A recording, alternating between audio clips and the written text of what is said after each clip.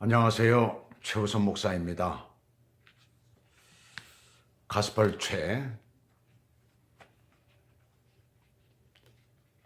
오늘은 새신자 훈련 청소 제3권 성장의 생활 제2과 성경에 대해서 함께 나누고자 합니다. 하나님의 말씀은 살았고 운동력이 있어 그 말씀을 통하여 여러분의 신앙이 싹 트며 그 말씀의 양식을 먹고 성장하여서 하나님과 자신과 세계에 대한 지식을 얻고 능력을 힘입어 열심히 있는 신앙생활 그리고 승리하는 삶을 살 수 있게 됩니다. 그렇다면 이 성경이란 무엇일까요? 자, 성경이란 무엇입니까? 그 하나는 성경은 하나님의 말씀입니다. 출애굽기 20장 1절에 보면 하나님이 이 모든 말씀으로 일러 가라사대라고 말씀하고 있어요. 말씀으로 일러 가라사대. 모든 말씀, 그것이 바로 집약된 것이 성경입니다. 오늘날 우리가 보는.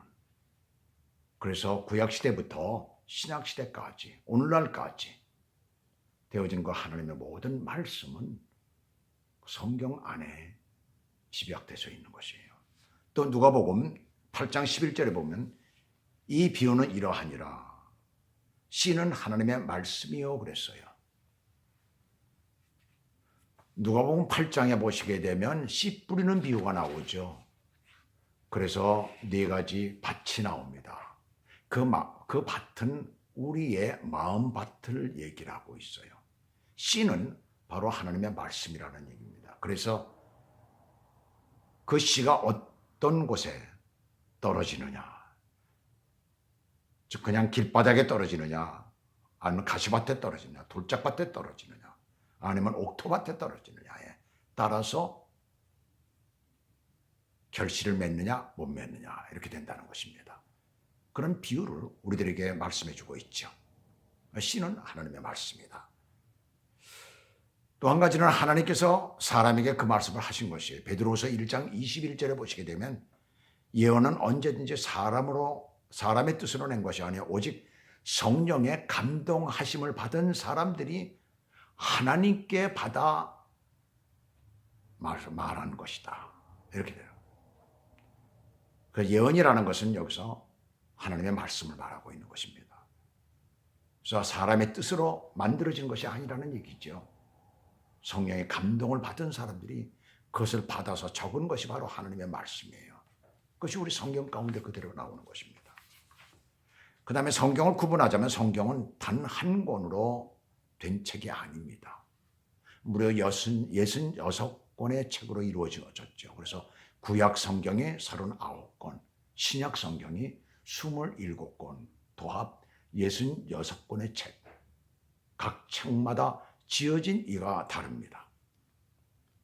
무려 주전 1500년경부터 주 100년까지 1600년에 걸쳐서 약 40명의 기자가 쓴 것인데 정확하게 지금 밝혀진 그 저자의 이름을 보게 되면 그 숫자를 보면 36명입니다.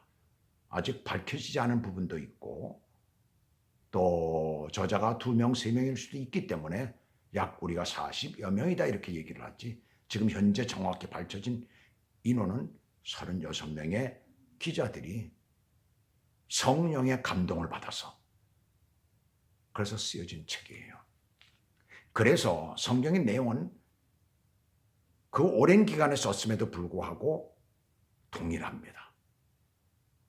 거기서 말하고 있는 모든 생각이나 또는 거기서 말하고 있는 모든 때나 이 모든 것들을 하나님께서 주신 그 말씀의 그 내용들이 다르지가 않아요. 아주 동일합니다. 통일성을 가지고 있어요. 우리가 쉽게 얘기를 해서 어떤 저자가 책을 썼는데 쓰다가 죽어버렸어요. 다른 사람이 그것을 썼습니다. 근데 우리가 적 봐도 알아요. 벌써 다른 사람이 썼다라는 게 글체라든가 이 모든 것이 차이가 납니다. 성경은 그런 것이 없어요. 사람들이 쓴 것은 사상이나 이런 것들이 자기 것을 담아놓았기 때문에 다르지만 성경은 성령의 감동을 받아서 기록된 것이기 때문에 조금 더 다른 것이 없습니다. 자, 그렇다면 성경의 목적은 무엇일까요? 이 성경은 바로 여러분이 죄인인 것을 깨닫게 해준다는 얘기예요. 그래서 갈라디아서 3장 22절에 보게 되면 그러나 성경이 모든 것을 죄 아래에 가두었으니 그렇습니다. 그래서 성경을 보시게 되면 내가 죄인인 것을 깨닫게 된다는 거예요. 그 다음에 또 구원의 도리를 알게 하기 위함입니다. 요한복음 20장 31절에 보면 오직 이것을 기록하면 너희로 예수께서 하나님의 아들 그리스도이심을 믿게 하려 함이요 그랬어요. 또 너희로 믿고 그 이름을 힘입어 생명을 얻게 하려 함이라 그랬습니다. 바로 성경을 읽는 사람들이 구원의 도리를 깨닫고 영원한 생명을 얻게 하기 위해서 성경이 쓰여진 것입니다. 바로 그것이 목적이에요. 그 다음에 또 다른 하나, 세 번째, 그리스도인의 생활 원리를 알기 위함입니다. 디모데후서 3장 16절, 17절 보시게 되면 모든 성경은 하나님의 감동으로 된 것으로 교훈과 책망과 바르게 함과 의로 교육하기에 유익하니 그랬어요. 또 너희로 의로 교육하기에 유익하니 이는 하나님의 사람으로 온전케 하며 모든 선한 일을 행하기에 온전케 하려 함이라 그랬습니다. 그래서 성경 속에는 교훈이 있고 하나님의 책망이 있고 또 우리를 바르게 하는 것이 있고 또 우리를 올바르게 교육하긴 하는 그런 것들을 또 우리로 하여금 선한 일을 하게 하는 그 모든 것들이 이 안에 들어져 있다는 얘기입니다. 그래서 성경을 볼 때에 우리는 영원한 생명을 얻을 뿐만 아니라 또한 우리가 어떻게 살아야 되는가, 어떤 사람으로서 살아야 되는가가 이 성경 속에 다 있다는 얘기입니다. 그래서 성경을 올바로 보고 올바로 아는 사람은 정말 이 세상에서 잘못된 죄를 짓거나 악한 일을 할 수가 없는 것이에요. 왜? 성경 속에 그런 것들이 들어있기 때문에 그렇습니다. 지나친 어떤 욕심을 낸다거나 어떤 명예를 갖기를 원한다거나 그런 것들이 성경 속에 없습니다. 그래서 하나님의 말씀을 바로 아는 사람은 바르게 살 수밖에 없는 거고 올바른 길로 갈 수밖에 없는 것이에요. 그 다음에 오늘 제3과 하나님에 대해서 우리가 좀 알아야 되겠습니다. 태초에 하나님이 성경은 천지를 창조하셨다라고 말씀하고 있어요. 그리고 자기 형상대로 사람을 만드셨다라고 말씀을 합니다. 자, 그런 하나님은 누구십니까? 우리는 이 하나님을 바로 알고 그 하나님께 영광 돌리는 삶을 살아야 되겠습니다. 자, 하나님은 어떤 분이세요? 하나님은 절대자이십니다. 어떻게 절대자이느냐? 시편 139편에 보시게 되면 하나님은 어디에나 계시다고 그랬어요. 또 다니엘서 6장 26절에 보시게 되면 하나님은 변함이 없으시다고 그랬어요. 이사야서 9장 6절에 보시게 되면 하나님은 전능하시다고 그랬어요. 또 역대상 28장 9절에 보시게 되면 하나님은 전지하시다고 그랬어요. 고린도전서 8장 6절에 보시게 되면 하나님은 한 분 하나님이시다. 유일하신 하나님이시다 그랬어요. 또 시편 102편 12절에 보시게 되면 하나님은 영원하신 분이시다 그랬어요. 우리의 생명은 끝이 있죠. 요즘엔 100세 시대다. 그래서 100세까지 살려고 사람들이 안간힘을 쓰지만 기간이 되면 누구든지 죽습니다. 그러나 하나님은 영원하신 분이십니다. 전능하신 분이십니다. 전지하신 분이십니다. 어디에나 계신 분이십니다. 모든 것을 다 아시는 분이십니다. 또 변함이 없으십니다. 그리고 영원하신 분일 뿐만 아니라 한 분이신 하나님이십니다. 그 하나님을 온전히 믿으시길 주 예수 그리스도 이름으로 축원합니다. 그 다음에 하나님은 두 번째로 인격을 가지신 분이세요. 마태복음 6장 32절에 보시게 되면 너희 천부께서 이 모든 것이 너에게 있어야 할 줄을 아시느니라 그랬어요. 하나님은 우리의 형편, 인격을 가지신 분이시기 때문에 우리를 모르시고 외면하시고 그런 분이 아니라 우리의 모든 것을 아신다는 얘기예요. 인격을 가지신 분이세요. 그래서 그 하나님 앞에 우리가 구할 수가 있는 거예요. 그 하나님 앞에 우리가 기도할 수가 있는 것이에요. 나 어려우니까 하나님 나 도와주세요. 그렇게 얘기할 수가 있는 것이에요.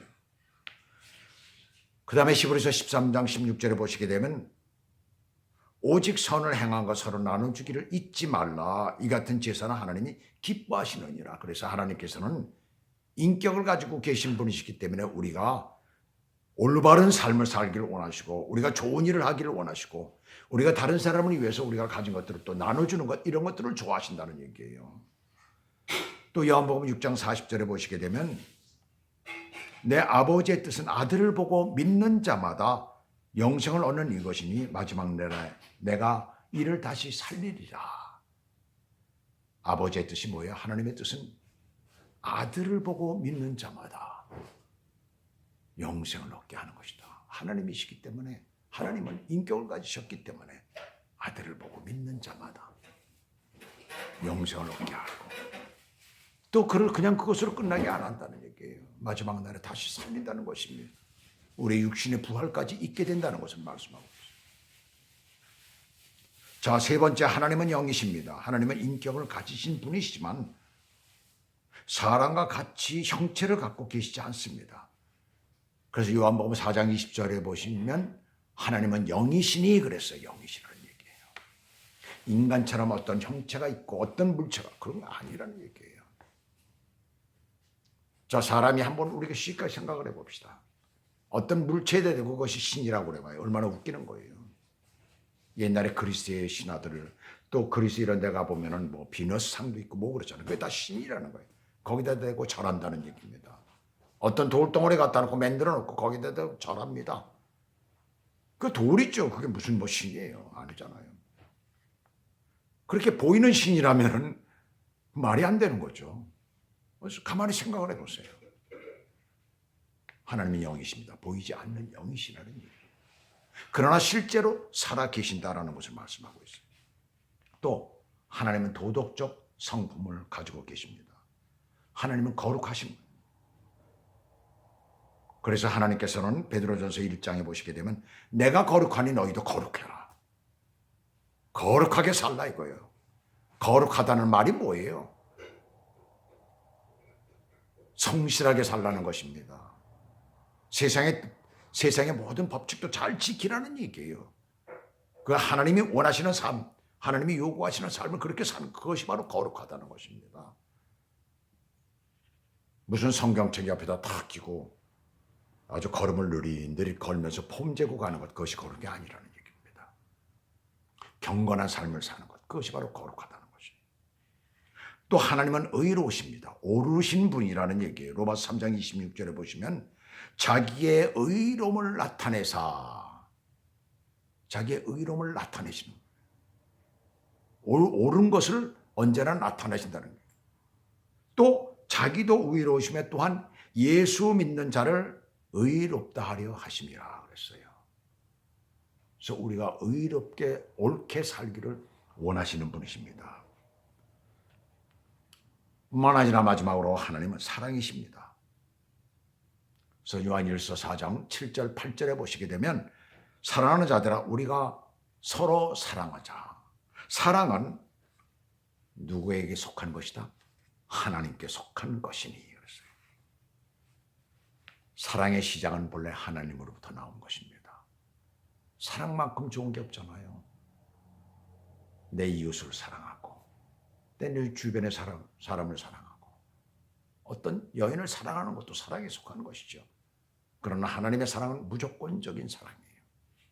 죄인까지도 사랑하고 원수까지도 사랑하는 그 사랑, 그것이 바로 하나님의 사랑입니다.